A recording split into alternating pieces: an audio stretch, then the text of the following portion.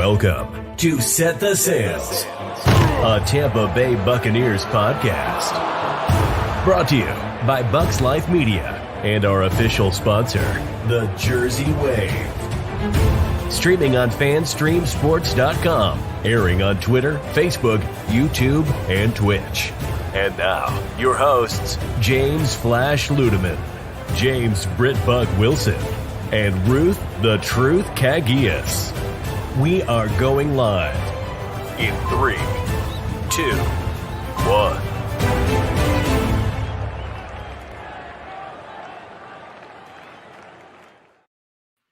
Good evening, ladies and gentlemen. Welcome to another episode of Set the Sails, the podcast. My name is James Ludeman. I'm one of your hosts for this evening, as we will have a full group of us here tonight talking some football. We're going to talk some Bucks and Saints, of course. We're going to get your reactions throughout the show. So if you'll just leave those in the comments, make sure. And if you do miss this show and you're watching it later, don't forget you can also listen to us on FanStreamSports.com. And all of the great shows as well. We pretty much have a representation just about of every show here. We're getting to that point, which is fantastic. So we have great shows on there. In fact, let's bring on one of the hosts of one of our other shows as well. He is L. Bushman. Good evening. I don't even know what time it is. Good evening. How are you? Good afternoon, good evening, and good night. I'm Walter Cronkite. There it is. How you doing, man? I'm all right. I'm reeling a little bit today. How's your fantasy team doing, by the way?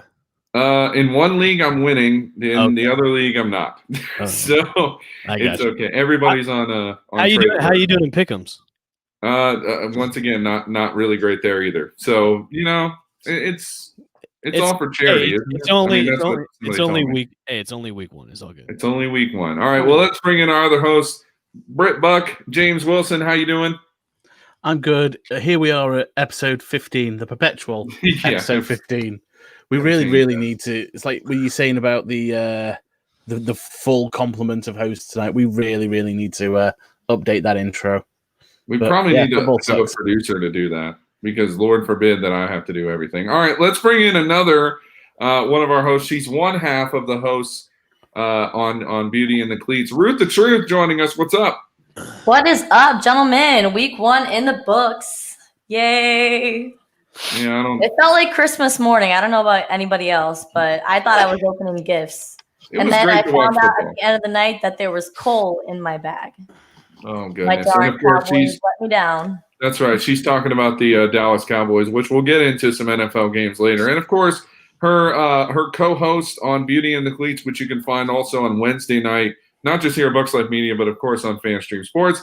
Kaylee Tchaikovsky joining us. What's up? Hello. Happy Victory Monday. I know I'm the only one who gets to celebrate that, but, And Mike is muted. Wow. Okay, so we are 0 for 1 against Kaylee. Yeah. All power to you, sis. That might be a record in the amount of time that we've muted someone. Like, I'm pretty sure. I don't think we've ever muted someone that fast. I feel like I earned it. James, we got to deal with that tomorrow night on Oh gosh, all week. It's all week until Thursday. Well, you guys got to realize that Kaylee is saying that the Bucs are not even touching the playoffs. So we're going to be getting this from her all season. So we might as well get used to it now. Mm-hmm. Tom Brady. Anyway, whatever. Black sheep in the herd right now. Morons. All right. I'm going to go ahead and we have a 6th person joining us tonight. We're going to have a full crew here tonight. And he is actually a friend of mine from Tide 100.9. The home of Alabama Crimson Tide Sports. You're welcome. And he is actually a producer on there, does a lot of behind-the-scenes stuff, but also helps produce for the Jay Barker Show and a bunch of other stuff, which apparently Lars Anderson, who's a co-host on there, is good friends with Bruce Arians. So, hey, there's some Bucs behind. We're going to bring in our resident Falcons fan. Sorry, guys. Tommy Paradise in the house. What's up, Tommy? You're talking and you're not being heard. I don't think he realizes he's muted. Oh, there he goes. He's listening to the playback right now. On it's echoing really bad. I'm going to take him out. Very bad. Put him back in. He's still talking. Sorry, he's waving. Tommy, you may need to come. Yeah, go out and come back in. Him out of the stream, man. I'll take him out. Go out and come back in. Let's roll, man. Let's roll. Turn it off and turn it back on again. All right. So obviously, yesterday was the kickoff of the NFL season for the Tampa Bay Buccaneers. We're going to talk a lot about what happened with the Saints yesterday. Would love to see your guys' comments and reactions as well. But let's just go around the horn. I know not everyone in this panel, and including my friend Tommy, who's hopefully going to be back with us, is not a Bucs fan, and that's okay because it's good to hear from all different perspectives. But let's kind of focus on this game just for a second. Obviously, it was probably the most highly anticipated Week 1 matchup out of the slate of games that we had. And, of course, it's a division game, so it means even more. Let's start with El Bushman on this. El Bushman, overall thoughts of the game yesterday, and is it time to hit the panic button after Week 1? No, whoever says that is a moron. Well, I'm glad I always, set my expectations real low when it comes to the Bucs. So, you did say this actually a few weeks ago. Yeah, I've said it a lot. I wasn't shocked that it went that bad, but listen, it's Week 1.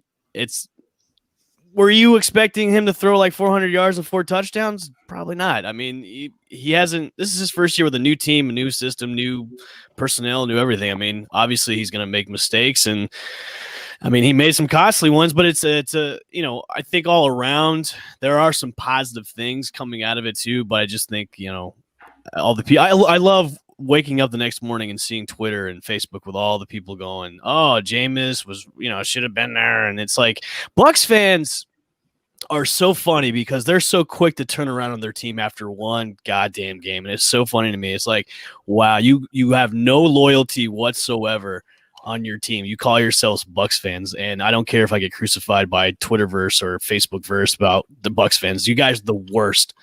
And I'll say it, you guys are the worst when it comes to being, fans of your team. But, I think moving forward, they've got, I think, an easy matchup against Carolina next week. I think they right the ship, no pun intended. They go over the film that they need to go over. And even Tom Brady was so pissed off. He did not want to talk to the media yesterday, and he knows it. He knows he messed up, and I think his receivers, didn't run the routes they were supposed to. Aaron's called him out too. So, and there's a lot of sloppy play. I mean, Donovan Smith looked like shit. I mean, let's call it like it is. So, I mean, our special teams look like crappity crap shit balls and everything too. So I'm not going to call, color code and everything like that either as well. So, overall grade is a C+.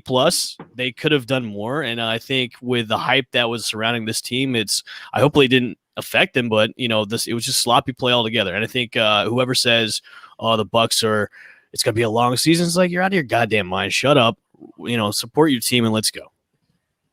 All right, we're going to try to bring Tommy back. Tommy, can you hear us? Yeah, I can hear you. Is there any talkback? Is there any audio feedback? No, we're good now. Oh, thank goodness. Now I can finally talk to y'all. What the heck were you talking about? Hello, everybody watching this. Yes, I'm already in trouble because on a Bucs podcast of 5 Bucs fans, you have sucked the Falcons fan. It currently is 2020. Well, we have a Cowboys and a Jaguars fan. There's between you, so it's a good half and half here. Yeah, half and half. I mean, you still need some residents. We don't play favorites. No, we don't. All right, so that's a great take. Britt Buck, jump in here. Thoughts on Week 1? I know you and I hosted the post game yesterday. It was a little heated, I think, for both of us because, again, we're just acting on emotion. But what were your thoughts 24 hours later? I guess. Okay, so guys who sort of know my articles have seen me do different things know that I can get pretty technical, get into the stats. I'll go back and watch plays over, and honestly, after watching over, is how I feel about it. It was a preseason game that was not a preseason game. There's zero excuses for me, really. I get the whole the moving pieces, and the Saints are like a cohesive unit who've been together for the best part of the last 10 years, really. But you know what? You can't make the mental mistakes that you were making because not all the mental mistakes were being made by rookies. a lot of it wasn't to do with timing. A lot of it wasn't to do with how well you can play the game, how well you understand the route. It was mental mistakes. And as I said in the show last night, when we sort of broke down the game, and as James says, yes, we were probably a little bit emotional. But you know what? I'm still emotional because if you compare this new improved team that was sold to fans and to the media as the missing pieces have been found, and they look the same as they did last year. I have a question. Can you really call them improved after that? You can't say that. You can't say they're improved at all because they looked like absolute dog shit yesterday. I wouldn't say new and improved. You can say new, but I wouldn't say improved. Same old Bucks. The thing my point is they looked exactly the same as they did last year. So you know what? And this is something that I said in the group chat this morning. It's going to take time to change the culture. And I think that's one of the biggest things that's going to have to change. It's not the personnel. It's not the scheme. It's not the ability of the coordinators to call the right plays. In fact, I thought Byron Leftwich called a really good game. I thought Todd Bowles called a really good game. I just think the execution was down to the players not concentrating and having those mental lapses, which we've seen them have time and time again. Even Brady was getting in on the action with mental lapses. So is there something about Tampa that changes a player? All right, Root the Truth, jump in here.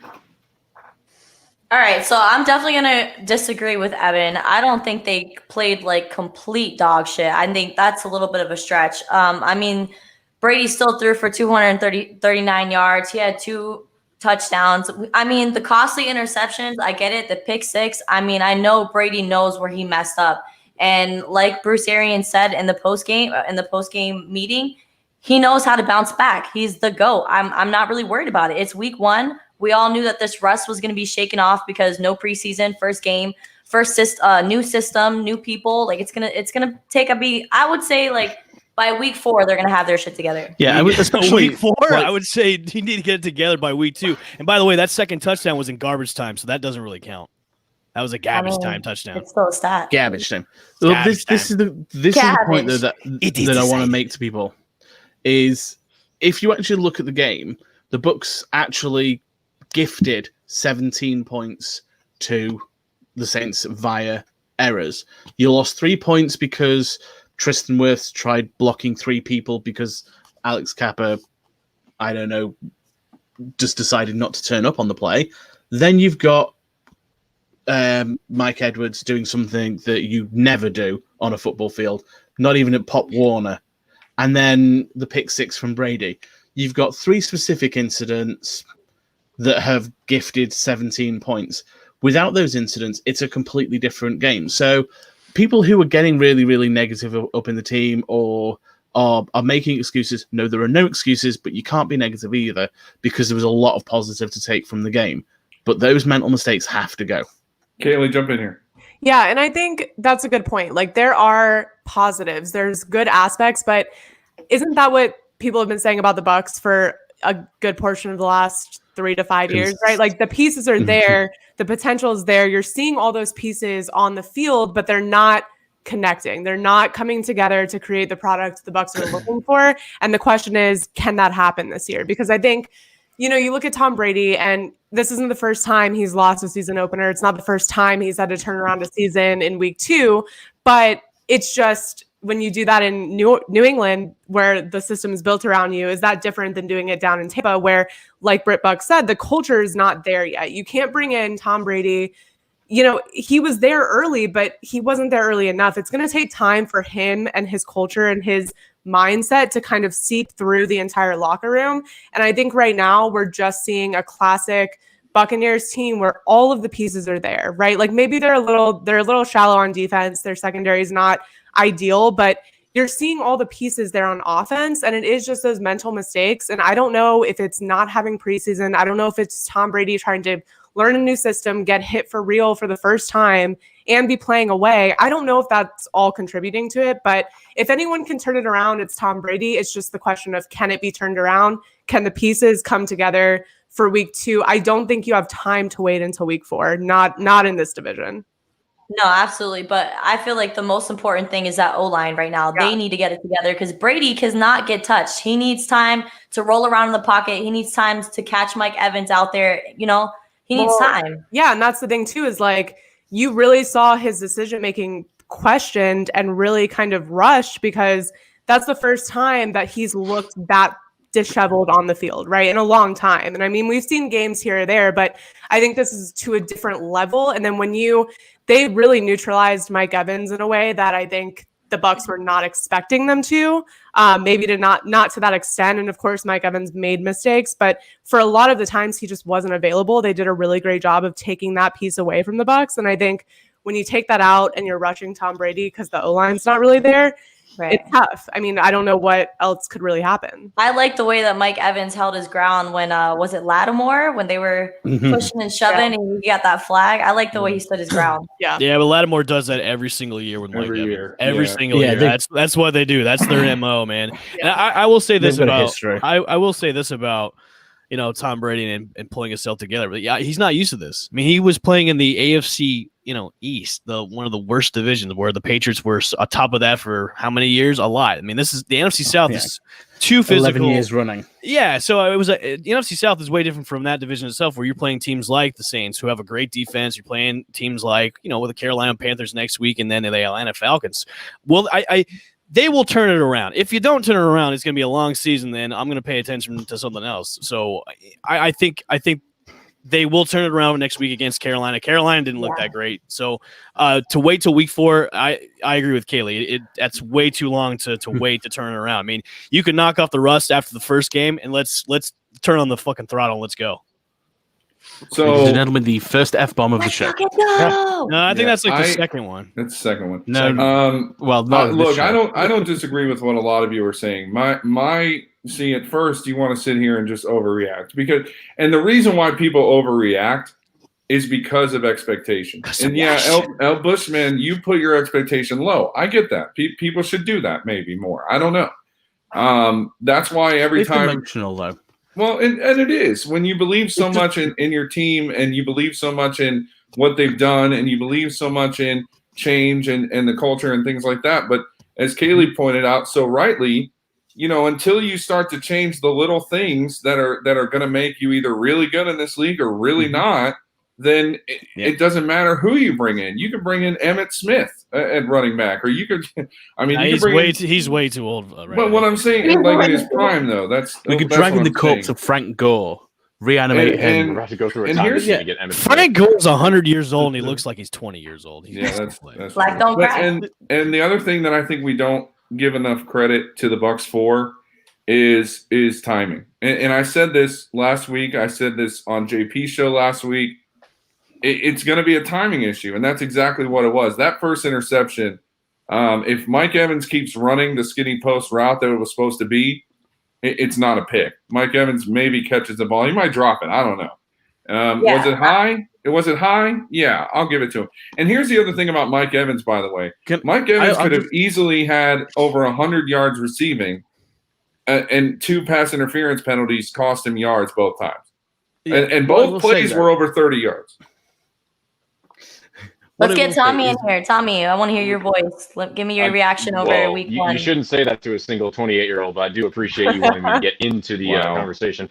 The one thing the one thing that always, and y'all have said it perfectly fine, is the expectations. As an Alabama fan, you go into the season expecting, okay, we are about to knock down whoever we're playing. For example, I expect us to just go right through Missouri. Here's the thing, and I don't want to say this because it's going to pain me. The Saints are the class of the NFC South right now. I hate to say that. I don't like Drew Brees. I don't like New Orleans. I'm supposed to hate them. But you also have to understand that the Saints for a while have literally been the team in the South that everybody looks to. And it's like, this is who you want to be. It's not Atlanta. It's not Carolina. And I apologize. Tampa Bay will get there. You have to give Tampa Tom time. It is the first game. Everyone has already said it. This was technically a preseason game, even though it counted. Gronk wasn't really involved as much as he should have been, which we're going to talk about that later. O.J. Howard, who a lot of people had already written off, he's not getting a contract extension. He shows up. So just give Tom time. I guarantee you that, as much as it pains me to say, he knows what he's doing. He wasn't in New England for as long as he was because he looked good and he's got a beautiful wife and, these kids. It's because he knows the plays, he knows how to attack you, he knows how to beat you down, and most importantly, he knows how to freaking win. So to those that are already overreacting, you've seen the memes, you've seen everything they've said, just give Brady time. I promise you, when Atlanta plays Tampa Bay, if my apartment isn't already filled to the brim with sweat because I have to go through everything that I've already gone through with this QB, something's wrong. I'd say week 3, this team looks completely different. Yeah, I mean, we got the Panthers coming up, then the Broncos, the Chargers, and the Bears. So I don't even feel like we have real competition until Green Bay. I just realized we're playing the Bears, and my program director Oh no, he's like a diehard Bears fan. That just totally clicked. I can play the Bears too if it makes you feel better. So we're both gonna. We may have to try to get him on that week of that game. But no, there's one other point I think that needs to be made. I don't know if you guys noticed this. Maybe it wasn't as noticeable because of everything else that was going on. Ryan Suckup looked really good yesterday. And I know that we're kind of, just trying to pick for things to find the goodness in right now because yesterday was kind of hit or miss. But he made all his kicks. I mean, yeah, he got blocked once, but the problem wasn't really on him. Alex Kappa just fell. I don't know what exactly happened on that block, but I can't pin that all on him. And they honestly should have had no business going for it. Going for a field goal there anyway. 54 yards is actually Ryan Succop's career high. So I didn't like the fact that they went for a field goal there anyway, but I just wanted to bring that up because I know a lot of people are just very, very just tough on the kicking, situation. Anybody else, you guys jump in here. Anybody else stand out to you yesterday? Who were some standouts in the game? Scotty Miller. Yeah. Scooter. All right. Scooter. Somebody talk about Scooter. I mean, I feel like him and Brady got to get good chemistry going. They're on the sidelines all chucking it up, during the game. So I think that's something really positive to look at. Yeah. As my car alarm goes off. That's me. I'm like sitting right next to my window and I'm making sure I'm not hearing a car alarm that's going into my mic. No, Let me know that's if I need to me. mute it. No, That's me. All right. Anybody else? Stealing your car. Yeah, somebody's stealing my car, guys. In the middle of Nowheresville, Alabama, somebody's stealing my car. Not the Buckmobile. No, I wish. All right. So here's another side of so we talked a lot about the offense. Let's talk about the defensive side of the ball. I know Ruth, I think, brought this up earlier. Kaylee might have also. I missed that point of it. There was a lot to like for the defense yesterday. I know there was also a lot to hate, obviously. Who are some standouts maybe defensively for you guys that kind of took it to the next level? I know Devin White's going to be one of those guys for me. Vita Vea. No. No? Nope. SMB. Sean Murphy Bunting. Mm-hmm. No, Ruth, you tell me why Vita Vea should be a standout. You tell me. I don't know. I thought you would just agree. Come on, Lou. She likes Moana. That's what it is. What are you? Wait a minute. I just like saying his That's name. the best Disney movie that exists. Vita Vea is a fun name to say. I'm on her side. It is a fun name to say. But here's why. 4th down and 2. 4th down and 2. If you've ever played organized sports, 4th down and 2, and the Saints offense comes on the field, what is the first thing you don't do? You don't jump off sides. What's Yeah, crazy? I was going to say prep for the run, You're but sure, that he had too. nothing going on. That too. So what was your You're the standout no- guy, James? Let me know. Let Britbug You- go before you, Mike. Go ahead. You're staring at the football. For Christ's sake, there. It's not even like, what, Godwin's false start was stupid enough because, wide receivers don't listen to snap counts. They're not supposed to. That's why they're always in looking at the football, because when that moves, they move. Vita Vea had no excuses for jumping and falling for the hard count. The football is right in front of him. But you know what? Sean Murphy Bunting did impress me. All right. Kaylee, anybody stand out to you yesterday in the game defensively? I like Carlton Davis. I thought he did a good job. I mean, he held Michael Thomas to what, 17, 18 17 yards. They wrapped him up. Yeah, I mean, I think he was low key, but I liked what he was doing. And I think the thing about the Bucs defense is they look a little green. So they'll look really great at moments and then they'll kind of disappoint at moments. And I feel like when you have those guys consistently doing their job through the whole game, they kind of go under the radar, but that's what we need more of. All right. I'll totally agree with Kaylee there. That's a very good point. Amazing. From one moment, for the first quarter, the defense looked a completely different animal. It looked devastating. Yeah. And then they went to sleep. Yeah. And look, I don't know what happened with Jamal Dean. I thought Jamal Dean played an overall good game, but it was the one play that he fell asleep on. And listen, here's the other stat that you got. There's two stats to this game that kind of, well, one's a stat in this game, but the other one's kind of a stat for after the game. So on one hand, the Saints did not have a play longer than 20 yards for the first three-ish quarters of the game. I mean, that just blows my mind because, you're so used to seeing, Drew Brees and Michael Thomas and all these guys just go. And, it's definitely something interesting to think about with that. And then the other side of it is this, and this is maybe for the naysayers and the people who have a hard time believing. By the way, the last 3 times that Tom Brady's lost an opening game, they've made it to the Super Bowl. Now, I'm not saying that they're going to do that, and I'm not saying that's going to happen specifically. Sure. But it could, and that would be great. It would.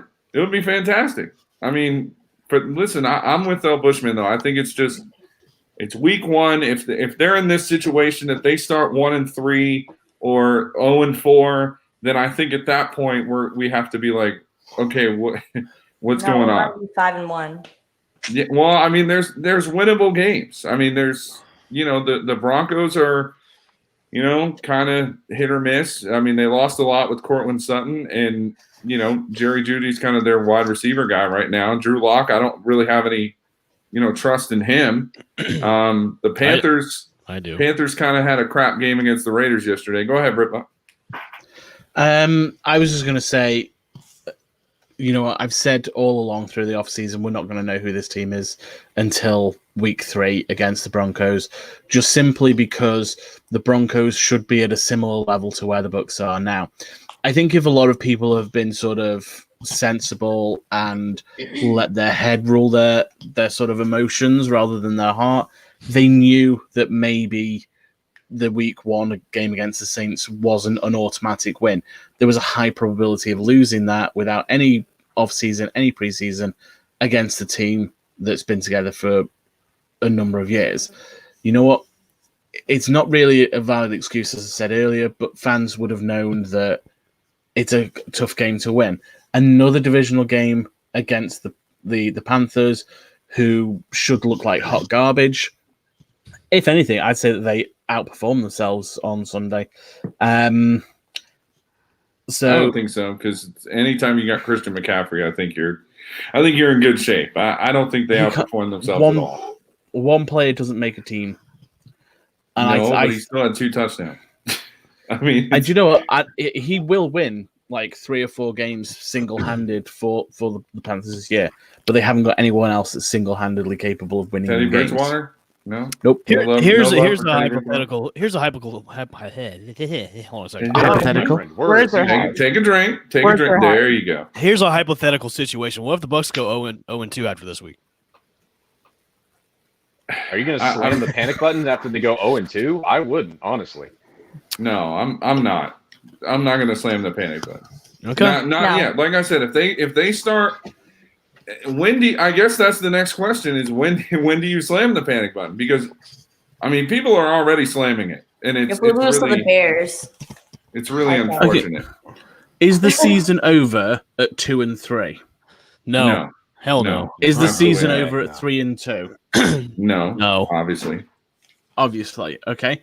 So that basically says then that even if the Bucs are 1-3, if they still win that game in week 5, the season's still, so feasibly they could have 5 weeks before I really hope they turn it around, because if I have Taylor the troll on my show and Kaylee both agreeing on the same thing, saying the Bucks won't make the playoffs, I'm going to be very upset. So I'm already upset. I can't have that happen.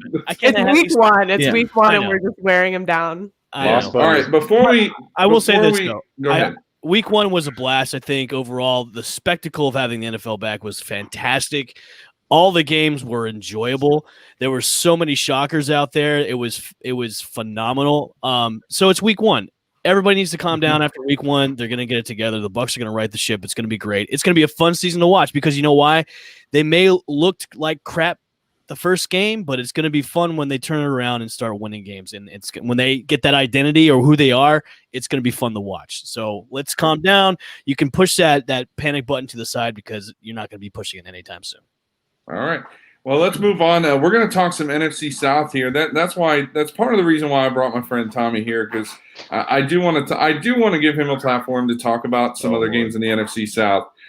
So let's start with that. We're going to talk a little bit about Seattle and Atlanta yesterday, because really, if you look at the game as a whole, it was actually a very entertaining game. It was. The Falcons made it, I think, a little closer than I was expecting. I think a lot of people, unfortunately, have kind of penciled in Atlanta to be this bottom seller team, and that kind of is annoying, because, I mean, anytime you have – listen, somebody commented earlier, Matt Ryan puts up 450 yards of offense. Julio Jones is doing Julio Jones things. Calvin Ridley had a big game. So, Tommy, I'm going to let you take the floor for a minute. I want to get your thoughts on Seattle and Atlanta in the NFC South matchup there with Atlanta. How'd that go for you? I just think, in general, it was immensely frustrating overall. You said it best. Matt Ryan has over 400 yards passing. I mean, in any normal NFL game, that gets you pretty far. And with three receivers over 100 yards, Russell Gage, Julio Jones, and Calvin Ridley, which, by the way, Calvin Ridley had 2 touchdowns, one on a completely blown coverage. The dude could have danced the tango in the end zone while waiting for the ball. It's immensely frustrating that when your offensive coordinator decides, and I can't remember the score off the top of my head, you're going for it on 4th down. It was in the 3rd quarter. The game is relatively close. And any sane, rational person would probably be like, okay, let's get the punter out there. Let's flip the field. And the defense was doing well. I mean, the first play from scrimmage that Seattle ran, Tat McKinley came up and absolutely paintbrushed Russell Wilson. I mean, it was a beautiful hit. It was clean. It was lovely. And it was Tat showing why we drafted him all those years back. But going for it on 4th down so many times, 4 to be exact, and not getting it each time, with the exception of a fumble, I want to say, on the 3rd go-round, you have to understand that if it's not working, you need to trust your defense. There are talented people on the defense, and I understand that Isaiah Oliver got burnt once by DK Metcalf on a 4th down. But you also give credit to Russell Wilson, who threw an absolute dime of a pass that just landed in his arms. I mean, the thing with Atlanta is silly decisions will cost you points.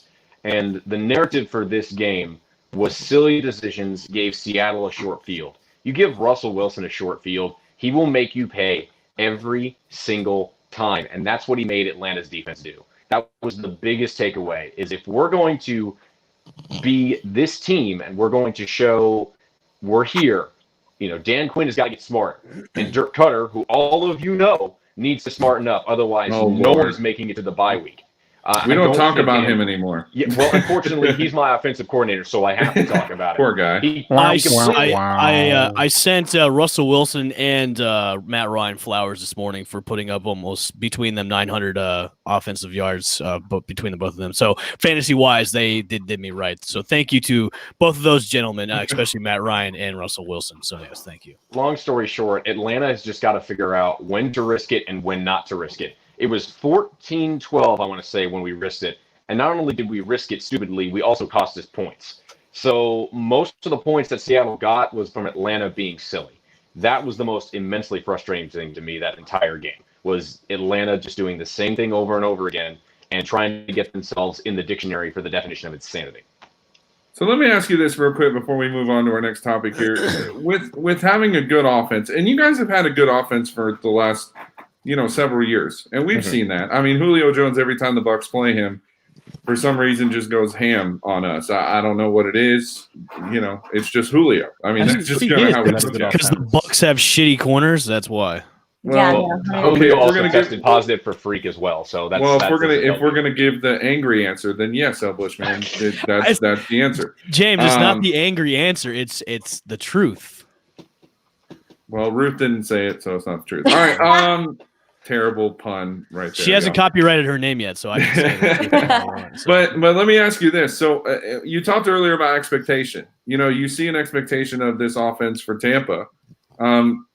What is an expectation if it doesn't mean anything on the field? And I feel like that's kind of been Atlanta's maybe MO is they've had this offense that on paper looks pretty good too. I mean, when you have Calvin Ridley and Julio, and at one point they had Freeman, Matt Ryan, who's consistent. I mean, I don't know if he's the best quarterback in the league, but he's consistently good every year. I mean, what do you have to look forward to every year when expectation doesn't exactly meet reality? Well, it's funny because I think Atlanta is cursed, and I will be the first one to tell you that. No, Tampa's cursed. No, I love Atlanta, and I love the city. I love the people. I've always loved the Falcons as much as I bash them. I love Atlanta sports, and that's the curse I will carry with for the rest of my life. I don't care. My expectation for Atlanta was at least be smart. I thought we talked about it. Seattle is just world class. There's a reason they're so good. They've got Pete Carroll. They got Russell Wilson. They got DK Metcalf. I can't remember the running back, but he was running through our defense like crazy. But Chris even Carson. Then, when he was – thank you, Chris Carson.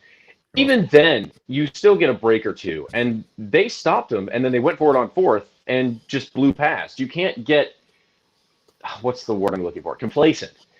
And I just feel like with Atlanta, they're like, okay, we've got all these offensive pieces and we've got these defensive pieces.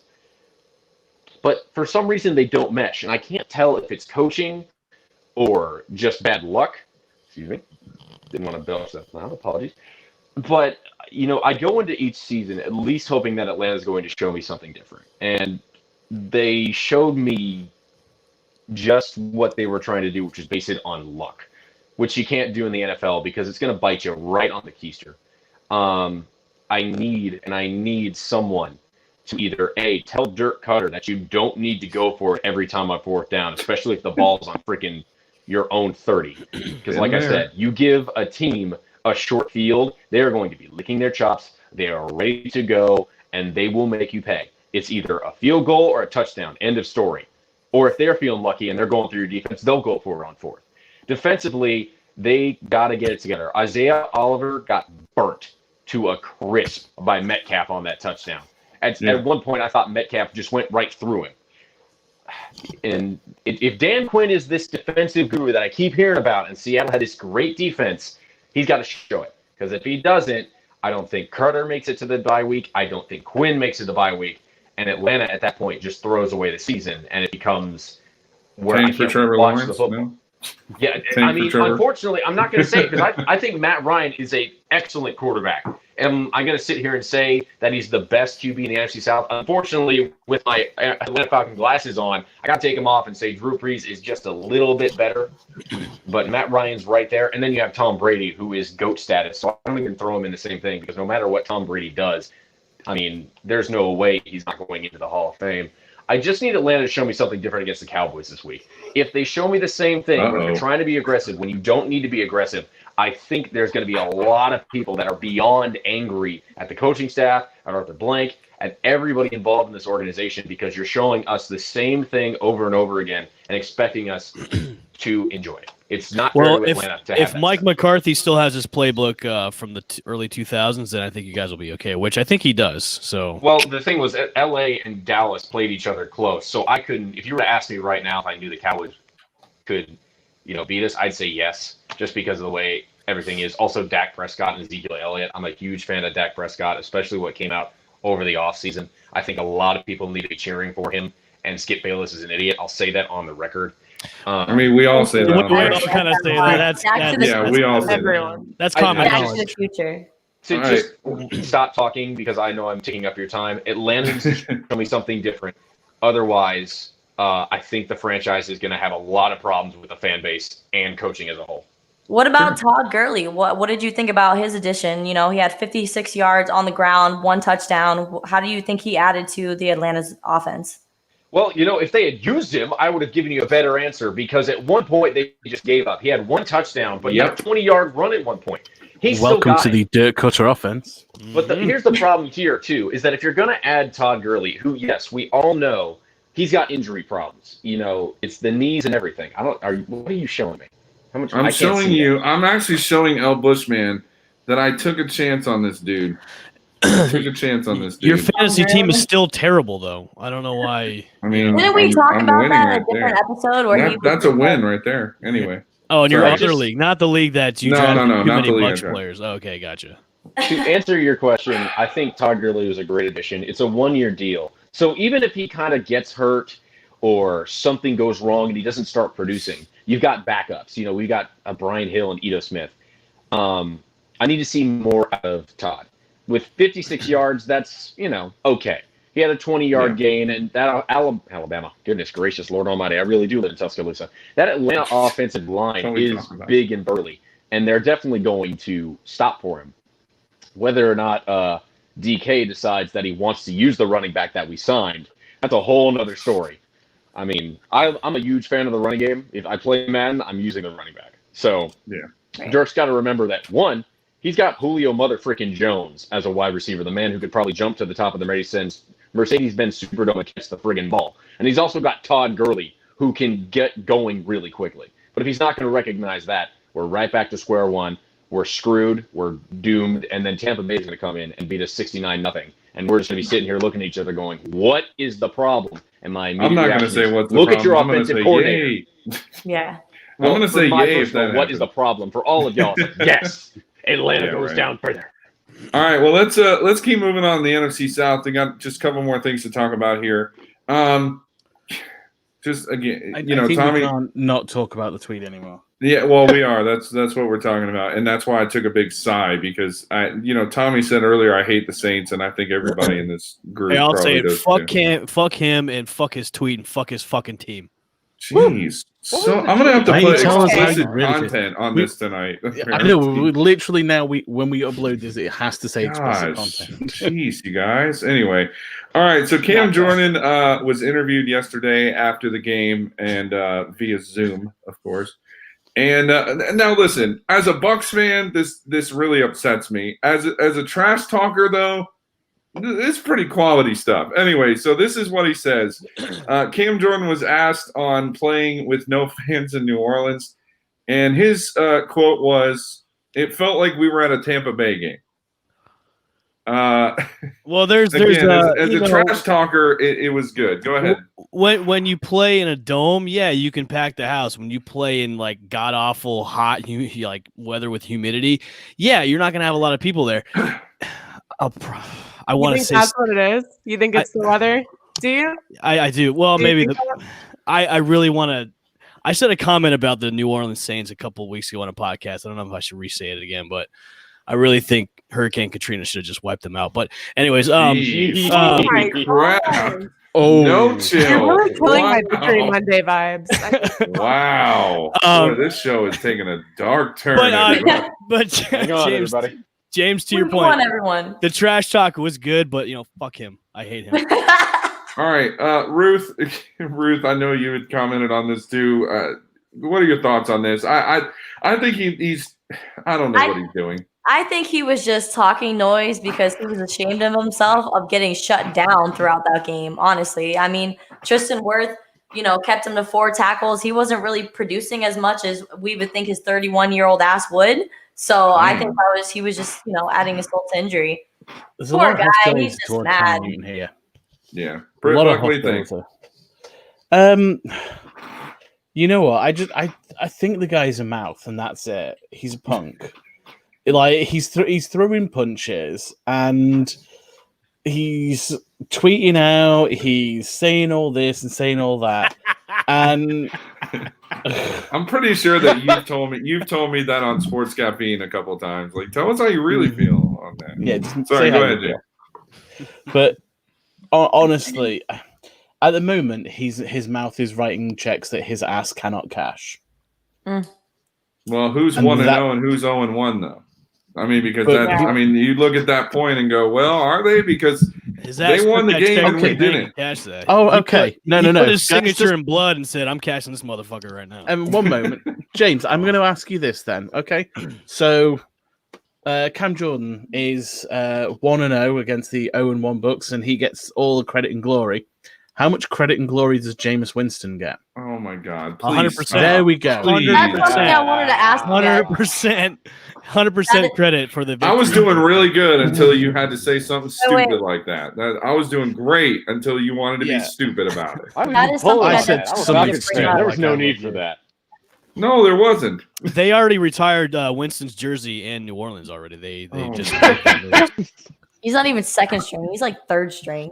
But This is my brings up point, though. Do you think Jameis Winston being on We have the to- Saints gave them any kind of advantage? No, No, he was on the bench.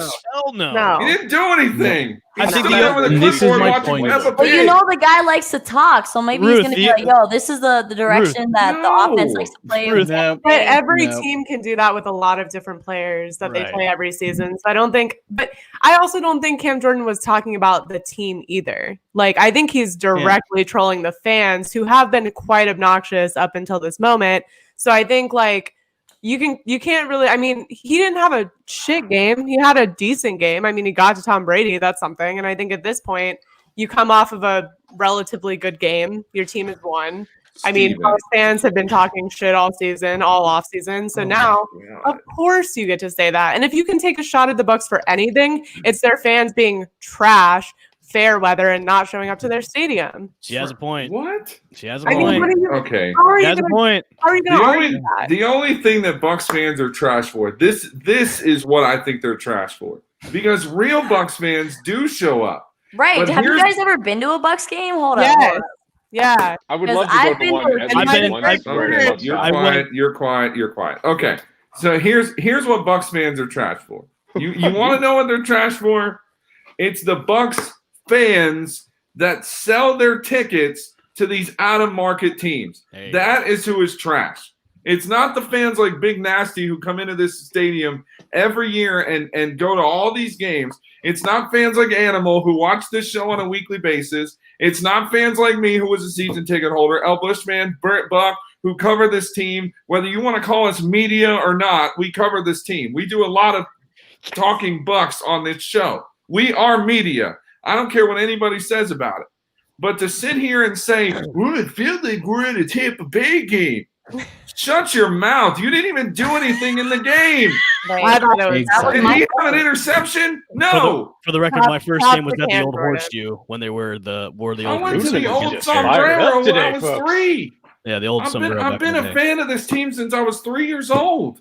I mean, you know, And Ruth, to your comment about what Jameis Winston could help them out with probably directions to the nearest Publix for crab legs and maybe some Uber Wow. rides. Oh, thank Jesus. you. I was gonna make that joke. You beat me to it. Thank you. no, you know what James Getting was buttery. doing? You know what James was doing? He was looking at his little Microsoft Surface tablet and he was watching Peppa Pig. That's There what he you was doing. Actually, That what or he, learning if he That's could what see he was that far doing. away because actually he just got eye James he surgery. was actually what he was doing was watching replays of when he was a Buccaneer and actually starting for a team. That's what he was watching. All these people yesterday. And that's what Bucks fans are horrible at, Kaylee. You want to talk about Bucks fans being horrible? Every Bucks fan should delete their Twitter. Every single one of them. Wow, They sat I'm there- talking Okay. to someone who comes from a trash fan base. So I understand. And when people take shots at the Jag Stadium being empty, it's like, you're right. You're right. Y'all have a pool I don't know in your how your stadium. I don't know I'm how not your taking yeah shots your at stadium's great. You guys have like a pool in there There's to a hang pool out in with. there. That's an Who do you awesome think stadium. gets in the pool? Because there are children Drunk rednecks. and sometimes cheerleaders when the stadium's closed. Like, no one gets in the pool. That doesn't. Why? Then why even have it? It's just a waste It of a looks really drink. cool. It's part of Jacksonville, man. You're in Florida. If you can't go to the beach on game day, might as well bring the beach to you. There's no sand, but I mean, why No, not? that's dumb. That's Well, dumb. that's Jacksonville's in No. a swamp. It's not on the beach. It's on a Jacksonville. I You don't got I to mean, think- I've never been to Jacksonville It is on the Stadium. beach. I haven't been to the Bucs Stadium either. Listen, I want to, though. Jacksonville's a nice little town. It's got 5 points, and then you've got a beach, and then that's it, pretty much. But it's a nice Yeah, little they town. know how to It tailgate. does have But a you know what though? You know what they got? And to Absolutely. Kaylee's credit, I sat there and tore the Jacksonville Jaguars apart. But they got a team that's 1-0, and we don't. That's to Kaylee's credit. magic. Feel the That's what it is. Everybody in this room who's a fan of whatever team is 0-1, and she is 1-0. I will give her. I told her publicly. I said, "Look, if they win this week, I will totally recant." I have the answer. What Tom Brady needs to do? He needs to grow out a stash like our Gardner Minshew. I agree with that. You get some Magic. That Jordan. would be terrifying. I've had to put it with Austin Matthews. Hey, He man. would look terrifying. He would Yeah. look terrifying. All right, so let's go around the last topic here real quick, and then I want to do one kind of fun thing real quick that I didn't tell you guys we were going to do. Oh, so surprise. Yeah, Yeah, you're always do welcome. it. I do that all the time, so you guys should be used to that. Bruce Arians met with the media, of course, yesterday. And listen, L. Bushman was very correct when he said that Tom Brady didn't want to speak to anybody. And I don't particularly blame him. I wouldn't have wanted to talk to people. Nick Anderson, Jags fans have room to talk about in confidence. That's what he said. Whatever. All right. So apparently Bruce Arians has not joined us. So here's what I want to ask you guys. Yesterday, Bruce Arians was very critical of his quarterback, Tom Brady. He was also very critical of Donovan Smith, who quite frankly deserved it. But here's the thing. You go from Bill Belichick, who is, I just thought we didn't play that good. No, we didn't play that good right now. Next question, please. Thank you. All right. Next question. We're on Practice. Cincinnati. So yeah, we're on the Cincinnati. We're not thinking about anything else. So you have a guy that kind of berates his players, maybe a little more behind the scenes, than opposed to a Bruce Arians who comes out and just publicly says what he has to say. He doesn't looked like get Tom the- Brady in practice. But was he? He looked like Tom Brady in practice, so kind of unusual. He didn't look like himself. All right, so let's go. The Let's go around the horn. interception- We'll start with Britt Buck here. Britt Buck, the comments publicly. Do you like that, or do you think it should kind of just be reeled in a little bit? I actually like that because I think that says that, you know what, I'm still the head coach of this team. Tom Brady might be the big celebrity quarterback who, basically, because of the signing of Tom Brady, people actually know that there is a team in Tampa Bay, apart from when they're playing them. Wow. But I've said this about like the small market thing. I've said it time and time again.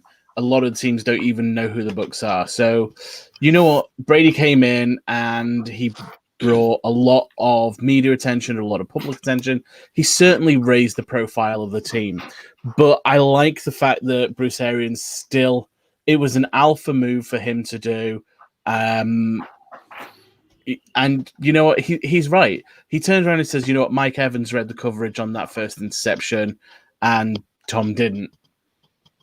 And it was Tom's mistake. Well, And then he he came says- back today and said it was Mike's mistake. Oh Lord. And he did. He came back today in the press conference today, and he said Mike should have continued to run the route. He stopped, and it was something in coverage that the Saints did. But anyway, go ahead. Yeah, but the thing is though, that shows that he came out, he made a statement about something, and said no, the mistake was on him, and the mistake was not on Mike Evans. Yeah, but when you That's based come back on- the next day and say the mistake was on Mike Evans when you said the day before it wasn't, then it negates the whole comment. It makes you kind of look like It a doesn't. stooge. Yeah. It makes you No, look like it a doesn't. stooge. It No. doesn't at all. It makes you look like you watched the film. Yeah, you can change your I was about to say the mind. same thing. 'Cause Yeah. in the It heat of the shows a moment, you growth see the play mindset. and you don't have a replay going through your eyes. Yeah, you go from the field to the press room. Mm-hmm. So you're only basing it on like one moment of like 100 and something moments of the game. Right. So maybe it's safer for Bruce Arians to just be like, let me watch the film and ask me tomorrow. Yeah, he should say that instead of just saying, "Oh, Brady sucked the whole game," and I'd rather have I'd have a straight shooter coach than one that goes, Yep. next question, please. I'd rather have a guy that said my quarterback played like shit. I will go and evaluate the game tape when I go back in, and then we'll talk about it tomorrow. But right now, he played like crap. The whole team played like shit, and we'll move on from there. Mm-hmm. Yeah, Tommy, I want to. For me though, it's go an ahead. alpha Sorry, move. finish it. So, sorry, for me, it's an alpha move, and I love the fact that Arians did it. He's showing that he is still the head coach of the Tampa Bay Buccaneers. It's not the Tom Brady show. Tom Brady's the quarterback, and he's a well-known player, but ultimately, it's the Bruce Arians show. I'm not laughing. All right, Tommy. Let me ask you real quick this question, okay? Because when you have a coach like, again, you talked earlier about Dan Quinn. He's a very interesting coach, okay? Oh, yeah. But how would you feel though about having a quarterback or excuse me, a coach who's just very outspoken? Because here's the thing, I think to just come out and say, well, we didn't play well is one thing, but to come out and just put blame on specific people is another thing. So what would you rather have?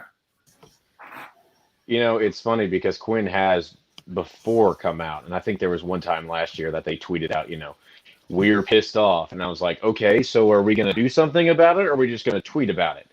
I need the coach to say something. I would rather have an outspoken coach, which is why I was perfectly fine with what Bruce Arians did. The one caveat, obviously, is things that you say in the moment don't always necessarily translate well, and that's why when he came back and said, oh, it was this person's fault, that's where I can see the problem. Also, I need someone to be like, look, if I'm a terrible guest, Ludman, I need you to tell me, dude, you are trash right now after the whole show's over. That's how you get better. If you get called out, you have something to improve on. So, quite frankly, the Bucs didn't play as well as they should have yesterday. We've talked about it at length. If Bruce Arians is going to call him out, he's going to call him out. He's the head flipping ball coach. He's got to call somebody out. Otherwise, the team just stays stagnant. All right, Ruth, jump in here. Do you like the public call out or no? Because Mike McCarthy, I feel like, is not that kind of a coach. He's a coach behind the scenes. Yeah, and I feel like Mike McCarthy is also a coach who takes a lot of the blame on himself because, I mean, he is the head coach. He does call the shots, and I do respect that from him.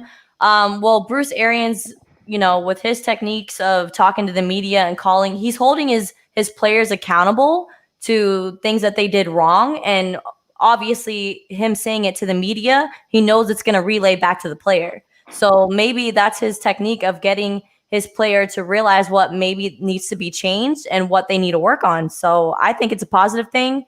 And yeah, I'd rather have a coach that's going to tell me like it is. Speak the truth, because my name is Ruth the Truth. I want to hear the truth. So I'm okay with it. Kaylee, what do you think? I like better with that transition. Sorry, go ahead, Bushman. Or Ruth, sorry, whoever you are. No, I'm laughing at Evan in the private chat. Go ahead, Ruth. Like I said, with Bruce Arians changing his mind with the following press conference, maybe that's something that he should evaluate, that he needs to see film before he puts blame, because now it kind of makes him look irrelevant. If you screwed up, you better be ready to be called out. I have no problem with that. Thank you, Animal. Kaylee, what do you think? Hear the truth and nothing but the truth. And if you can't handle it, get the hell out of here. Okay. I think it's just like at the end of the day, the Bucs fans want to say, you owe the fans this, you owe the fans that. I think at the end of the day, this is Bruce Arians being very open with fans, not just fans, but media, the entire league, and his players. And I think that's something that's really important, because you can't say that Bucs fans deserve all of this information. They deserve a certain outcome because of what they were promised or the new and improved team. But you can't expect that to stop at Bruce Arians, because Bruce Arians is going to give you exactly what he thinks in the moment. And I think that's very important. I don't have a problem with him coming back and saying, I messed up that call. I watched film and did this. How often is that really going to happen? I don't think that's going to happen often. But when you're asked about it, I'd rather you give a reaction, give an opinion, than just refuse to hold somebody accountable, because at the end of the day, Tom Brady made more than one mistake. So it's not like you're unjustly calling him out. So I don't know. I don't know. I don't like that Brady didn't want to speak to the media. First of all, he had big Karen energy on that sideline, just at everyone. And I'm like, look here. No. You're not playing as the best the GOAT right now. So why don't you chill on everyone? No. He got mad on that play because of an obvious pass interference call that did not go Godwin's way. biatch the whole time on the sideline, just a straight look on his face. He was not it. His attitude was not it. I love the memes that were coming out today where Brady should change his name to Karen because he was complaining so much. But he had every right to complain. The officiating was terrible. I will say this about Brady. For him to kind of might want to rush off the media, like, look, I don't want to talk to you guys. I think he felt kind of embarrassed. Like, hey, there was a lot of hype with me coming here and changing the whole game, and we fell short. So yeah, I don't really want to talk to you guys right now. And then going back to the coach thing, I would rather have a coach that's going to tell me I sucked every single day, where I'm not making any kind of contribution to the team, than a guy that's going to keep silent, not saying nothing. Like Aaron's, I would want to have a coach call me out on the press conference. I would rather have a coach that's going to give you credit when it's due. Exactly. But I would also, if I screw up in a game, I want my coach to call me out, because that's not only going to make me better in the end, because, hey, if he calls me out, I'm going to go into this week's practice preparing for the game against Carolina. I'm going to make sure I'm not going to get called out again. I'm going to make myself better as a player. So I'd rather have a coach like that than a guy that's silent on the sidelines, and when they go in the press conference goes, hey, let's move on to the next question. I'd rather have a guy that's a straight shooter. I had coaches like that throughout my whole playing baseball and soccer. I'd rather have a coach like that than a guy that stays silent. So for Bruce Arians to go, I'm calling out this guy or I'm calling out that guy because they screwed up, more power to him. I mean, he wants guys to be held accountable because they've got so much talent on this team. You got to hold these guys accountable, especially with Brady, especially with Mike Evans, especially with Leonard Fournette, Donovan Smith. All these guys are superstar players, and if they're not playing to the level of where they should be, where Tom Brady is labeled as the GOAT and he's not playing like he is, call him out. Like call him out to everybody. That way, when week 2 is coming up against Carolina, which is another divisional game, you want him at the top of his game. That way, you come out week 2 with a W, and you're righting the ship and going forward. Right, and he called himself out with the whole, like, you can't throw pick six with this talent and expect to produce. So I think he knows what he's got to switch up. That was actually my final question for you guys, the one I didn't tell you about. I bet Giselle beat him when he got home that night. That's true. You mean to tell me you mean to tell me you did not win against the Saints for the week 1? I'm going to fucking kill you, mother. Jeez, so language tonight. No more kale salad for you. Sleep in one of the other bedrooms in Derek Jeter's Sleep in one of the 17 bedrooms we have. Sleep in Derek Jeter's penthouse over there. Go sleep with Gronk. All right, final question for everybody real quick, because I think that this is something that needs to be talked about, since everybody wants to be so quick to throw out Jameis Winston's name. Then we'll just bring up a quick question. So one of the things Tom Brady said after the game yesterday was, I didn't play well. I need to improve. Same thing that you want to hear from any quarterback who has a bad game, right? Accurate. I saw a tweet yesterday after the game, in obvious frustration, which, of course, that happened all afternoon or all evening yesterday after the game was over. But one of the things that they said was, this is the same response that Winston gave after a loss. So my question to you guys is, and again, real quick, this will be real fast here. Do you have a problem with this type of response on this team, knowing what we know? Because if Jameis were to come out and say, well, it's the same old thing, we just struggling and we got to do better next week. I mean, that's kind of a generic answer when you don't really want to talk to somebody. Right. But we've heard this same thing now for the last 5 years. So would you rather have heard a different response, or are you okay with kind of what happened? So we'll start El Bushman first. Well, we've heard it for the past 5 years with Jameis. So, I mean, having another year, what's the difference? But I think with Brady coming out and kind of saying the same things, is kind of like, well, we've heard this broken record before. Why? Let's maybe change the tune here for a second. So, as a Bucs fan, I would rather hear something different than the same thing. So what could he say differently? What could be? Is he going to sit there and make excuses and place blame on other people? You don't want to hear him saying that. No, of course not. I'd rather him say, "Look, I fucked up. I need to improve for next." I played terribly. Maybe say the same things that Arians said. Yeah, he's the leader of this team. He's the captain of this team. He is the quarterback of this team, and he's the apparent, GOAT of all of NFL. I would rather have him come out and say, you know what, I screwed up. I played like crap. I need to improve for next week, and then let's move on. I know what I need to do when we go into practice, and when it comes to Carolina, we've got a job to do, and I'm going to do better than week 1. All right, Britt Buck, real quick. Honestly, I think the big difference is between hearing it from Jameis Winston, who kept saying it after committing the same errors week after week after week, to hearing it from Tom Brady, who has got a proven, established pedigree of bouncing back, of, occasionally having a bad game, but then that being a thing of the past, and bouncing back, not throwing interceptions, not throwing pick sixes, and being more careful with football. I think that's, for me, what makes the statement so bearable from Brady as opposed to what we've heard in the past. Ruth, big deal, no deal? What do you think about the comments? I don't think it's a big deal. I think they're gonna learn from them. He's gonna watch film. They're gonna learn from the mistakes, and they're gonna switch things up against Carolina Panthers next week, and it's gonna be great. And by week 15, Tommy Boy is gonna be crying when we take it to the Falcons. Wow. What did Okay. he deserve that? That's Kaylee, Kaylee, what do you think?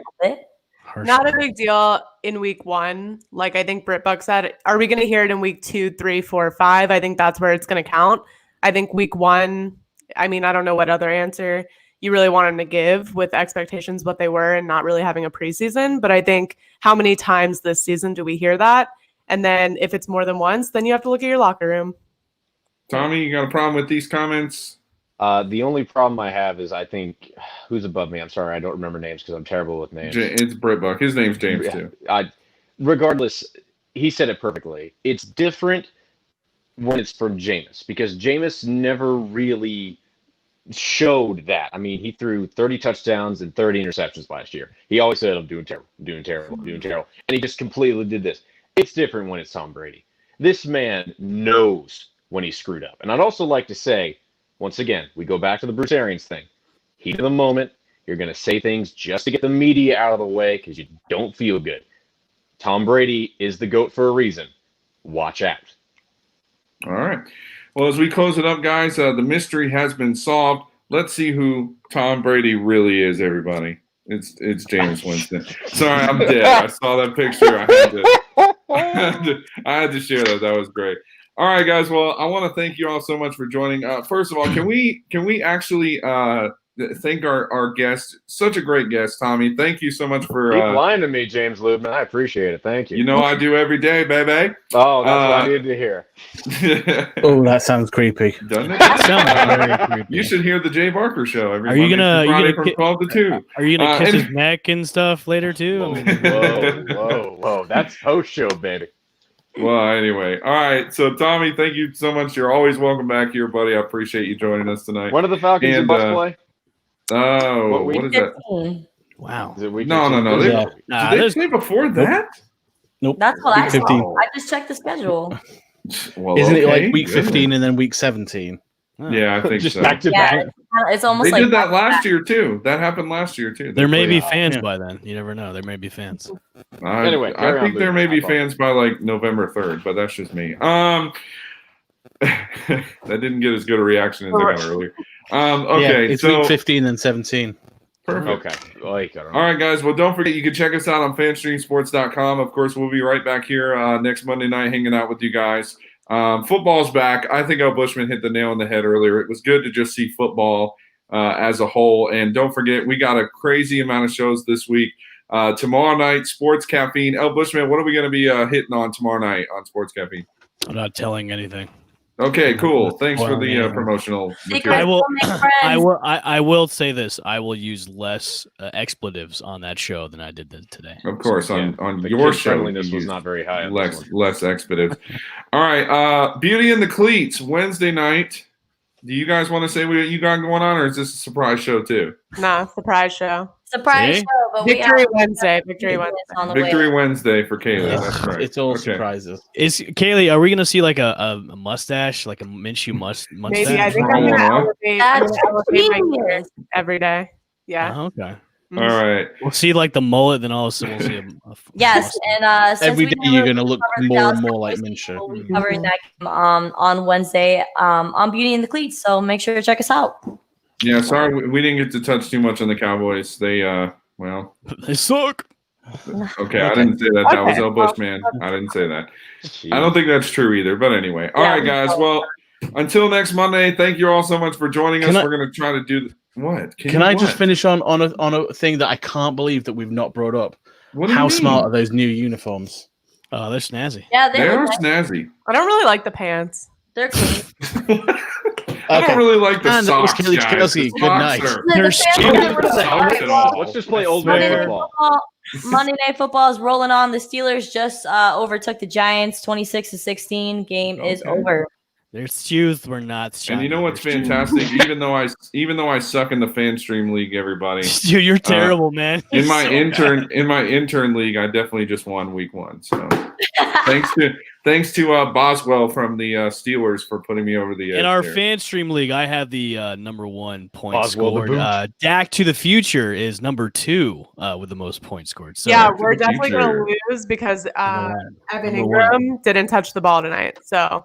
Ouch! I thought you guys were gonna win. You guys are gonna win. Well, me too. But Evan Ingram had 2.9 points, and what's it like in that league to have a good team? I don't know. It's James. It's awesome. I'm just trying to trade everybody.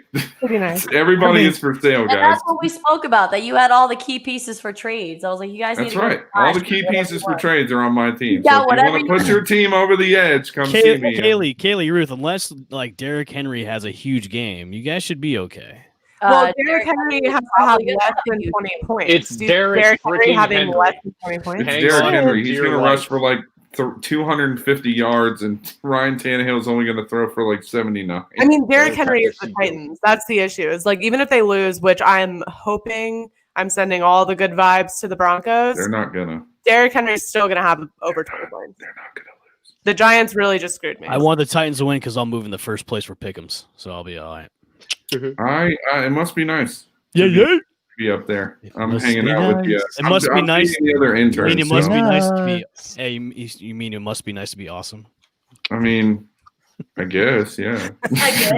So have we got any Hamill fans on the show here? I really feel like I'm being personally attacked tonight. I don't know why. I just feel like all of you are personally coming at me. Except for are you in a glass cage of emotions right now? I am, man. Everyone's a little fragile. I brought you all here to defend me against these clowns, and the only one who's got my side is the blood-sucking lawyer. Ooh. Wow. Wait a minute. Sorry, it's from Jurassic Park. Anyway. All right, guys. Well, we're going to end it now. Thank you so much for tuning in tonight, and we appreciate you all as always. And make sure you guys are checking out all of our great shows. There you have starting tomorrow night, Sports Caffeine, Beauty in the Cleats on Wednesday. Nick Waycaster has a baseball show that's going to be coming up this week as well, so make sure you guys check that out. Pick is in on Thursday with Kristen too as well. Pick is in on Thursday with Kristen, fantasy football stuff. And are you guys back in Rafferty's on Sunday? I'll find out Wednesday. Okay. So stay tuned for that. If not, we'll do the live stream show and you'll be on it. Oh wait, you can't be on it. So no. Well, it depends on what time. But anyway, we'll figure that out. All right, guys. Well, thank you all so much for again, and have a great rest of your night. And as always, as we end every show, let's all try to say this once together. 1, 2, 3, let's go. Go Bucks. Rise up. Wait. I love Tom Brady. He says rise. And Tommy can shut up. All right, everybody. Have a great night. Thanks for listening to Set the Sails. Listen to us on Apple Podcast, a Bucks Life Media production in association with FanStreamSports.com. See you next Monday on Set the Sails.